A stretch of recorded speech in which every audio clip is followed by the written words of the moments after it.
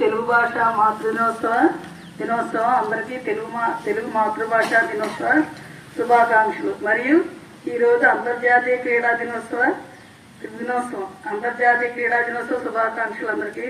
ఎందుకంటే ఆటలు బాగా ఆడితే కనుక మెదడు బాగా చురుగ్గా పనిచేస్తుంది, దానివల్ల చదువు కూడా బాగా చదవగలరు. అలాగే ఈరోజు ప్రత్యేకత ఏమిటంటే తెలుగు భాషకు ఎనలేని సేవ చేసిన ఇడుగు వెంకటరామమూర్తి గారి జన్మదినం. దాన్ని జయంతి అని కూడా అంటారు.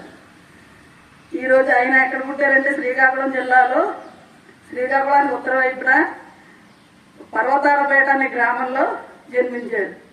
ఆయన తల్లి పేరు వెంకమ్మ గారు, తండ్రి పేరు వీర్రాజు గారు.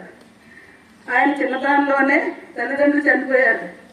చనిపోతే వాళ్ళ మేనమామ గారు అయినా ఆయన విశాఖపట్నంలో ఆయన్ని చదివించారు, అధ్యాపక వృత్తి చేపట్టారు. ఒకసారి విదేశీయుడు ఎయిడ్స్ అనే ఆయన మన దేశానికి వచ్చారు.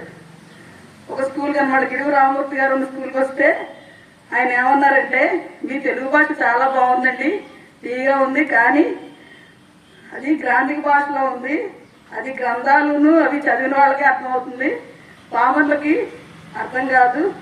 దీని కనుక తేలికైన భాషలో వ్యవహారిక భాషలో చేస్తే కనుక అది అందరికీ ఉపయోగపడుతుంది, అందరూ కూడా ఈ తెలుగు భాష గురించి బాగా తెలుసుకుంటారు అని ఒక విదేశీయుడు చెప్పారు. ఆయన పేరు ఎయిడ్స్.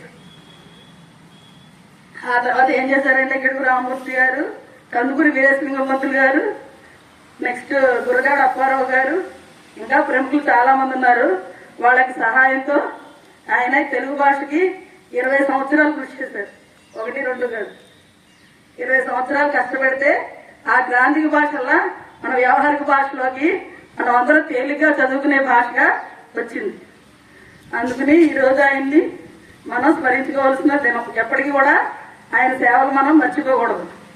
అలాగే అంతర్జాతీయ క్రీడా దినోత్సవం ఎలా వచ్చిందంటే, హాకీ ఆటగాడు ధ్యాన్ చంద్ పుట్టినరోజు. ఆయన హాకీ ఆటకి ఆయనకి మించిన వారు ఎవరు లేరు. ఆయన చాలా బాగా, ఆయన సాటి ఎవరు లేరు అనమాట.